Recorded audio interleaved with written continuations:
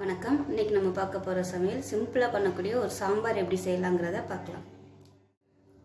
ஒரு குக்கர் எடுத்துக்கலாம். இதில் மீடியம் சைஸாக 4 தக்காளி பழம் எடுத்திருக்கேன். இந்த அளவுக்கு சின்னதாக கட் பண்ணிக்கோங்க.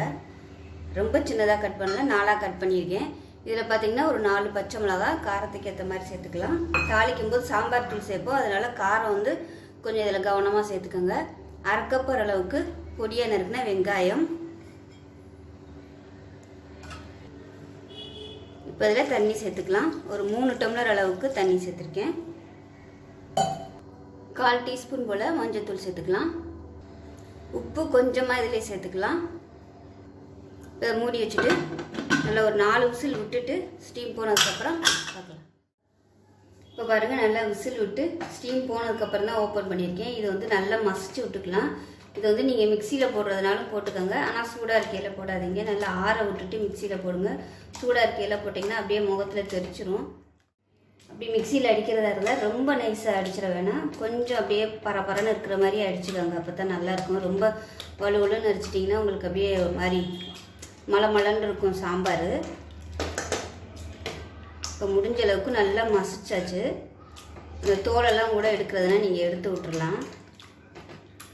இது கொதிக்கையில் கொஞ்சம் கரையும். இப்போ அவ்வளோதான், நல்லா மசிச்சாச்சு. ஒரு பேன் எடுத்துக்கலாம். தேவையான அளவுக்கு எண்ணெய் சேர்த்துக்கோங்க. எண்ணெய் சூடானதும் 1 டீஸ்பூன் கடுகு சேர்த்துக்கலாம். கொஞ்சமாக வெந்தயம் சேர்த்துக்கோங்க. 3 வரமிளகாய் சேர்த்துக்கலாம். கருவேப்பிலை கொஞ்சமாக சேர்த்துக்கலாம். பெருங்காயம் 2 துண்டு சேர்த்துக்கலாம். பொடியாக நறுக்கின வெங்காயம் ஒரு கைப்பிடி அளவுக்கு சேர்த்துக்கலாம். இதுக்கு பதிலாக சின்ன வெங்காயம் வந்து நீங்கள் சேர்த்துக்கோங்க. சின்ன வெங்காயம் முழுசாக சேர்த்திங்கன்னா நல்லாயிருக்கும் டேஸ்ட்டு. நான் வந்து இப்போ அவசரத்துக்காக பெரிய வெங்காயம் யூஸ் பண்ணியிருக்கேன். சின்ன வெங்காயம் யூஸ் பண்ணிங்கன்னா நல்லாயிருக்கும் ஃப்ளேவராக. இப்போ வெங்காயம் நல்லா வதங்கிடுச்சு. இதில் 2 டேபிள் ஸ்பூன் சாம்பார் தூள் சேர்த்துக்கலாம். அதோட 2 டேபிள் ஸ்பூன் கடலை மாவு சேர்த்துக்கலாம். திக்னஸ்க்காக நார்மலாக நம்ம எப்பயுமே கடலை மாவு வந்து தண்ணியில் கரைச்சி தான் ஊற்றுவோம். இந்த மாதிரி வதக்கி விட்டுட்டு சாம்பார் வச்சு பாருங்கள், சூப்பராக இருக்கும். நம்ம பருப்பு போடாதனால அந்த கடலை மாவு தான் நம்ம அந்த பருப்பு டேஸ்ட் கொடுக்கும். நல்லா கெட்டியாகவும் இருக்கும், டேஸ்ட்டாகவும் இருக்கும். பாருங்கள், நல்லா வதக்கியாச்சு. கடலை மாவு சேர்த்துருக்கிறதுனால நல்லா அந்த பச்சை வாசனை போக வதக்கணும், அது ரொம்ப முக்கியம். அதனால் மீடியம் ஃப்ளேமில் வச்சுட்டு ஒரு 2 நிமிஷம் நல்லா பரட்டி விட்டுக்கோங்க, கருக விட்டுறக்கூடாது. இப்போ நல்லா வதக்கியாச்சு. நம்ம வந்து மசிச்சு வச்சுருக்க தக்காளி வெங்காயத்தை சேர்த்துக்கலாம்.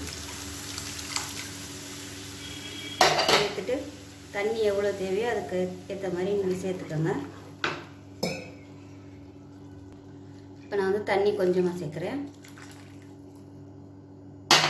கொதிக்கட்டும். கொதிச்சு வரையில் ரொம்ப கெட்டியாக இருக்குது அப்படின்னு ஃபீல் பண்ணிங்கன்னா கொதிக்கிற தண்ணி வந்து சேர்த்துக்கோங்க. பக்கத்தில் வந்து தண்ணி சூடு பண்ணியே வச்சுக்கோங்க. பத்தலைன்னா அட்ஜஸ்ட் பண்ணி ஊற்றுறதுக்கு. பச்சை தண்ணியை மட்டும் கறந்த கொண்டு ஊற்றிடாதீங்க, டேஸ்ட் வந்து அப்படியே மாறிடும், நல்லா இருக்காது. அது கொதிக்கட்டும். இப்போ இதில் உப்பு சேர்த்துக்கலாம். இப்போ வந்து இது மிக்சியில் அடிக்கலை. மிக்சியில் அடித்தோம்னா பச்சை மிளகாலாம் நல்லா அரைப்பட்டுரும், காரம் வந்து அதிகமாக இருக்கும். இப்போ நான் மிக்சியில் அடிக்காதனால காரம் வந்து இது கொஞ்சம் எனக்கு கரெக்டாக தான் இருக்குது. விருப்பப்பட்டால் நீங்கள் மிளகாத்தூள் வந்து எக்ஸ்ட்ரா சேர்த்துக்கலாம், காரம் பத்தலைன்னா. இப்போ எப்படி இருக்குன்னு பார்க்கலாம். பாருங்கள், நல்லா கொதிச்சிருச்சு. நல்லா திக்னஸாகவும் கரெக்டாக இருக்குது. ஆறுச்சுன்னா கொஞ்சம் நல்லா கெட்டியாக வரும், ஏன்னா கடலை மாவு சேர்த்துக்கிறதுனால நல்லா கெட்டியாக வரும். இப்போ அமர்த்திடலாம். லாஸ்ட்டாக இறக்க போயில கொத்தமல்லியில் சேர்த்துட்டு அமர்த்திடலாம். இட்லி, தோசை எல்லாத்துக்குமே ரொம்ப சூப்பராக இருக்கும். பொங்கல் கூட நம்ம இந்த மாதிரி செஞ்சு சாப்பிட்லாம், நல்லாயிருக்கும் டேஸ்ட்டு. ஸோ இதே மாதிரியே செஞ்சு பாருங்கள். செஞ்சு பார்த்துட்டு எப்படி வந்துச்சுங்கிறத சொல்லுங்கள். வீடியோ பிடிச்சிச்சுன்னா லைக் பண்ணுங்கள், கமெண்ட் பண்ணுங்கள், சேனலை சப்ஸ்கிரைப் பண்ணுங்கள், பக்கத்தில் உள்ள பெல் பட்டனையும் ப்ரெஸ் பண்ணுங்கள். நன்றி.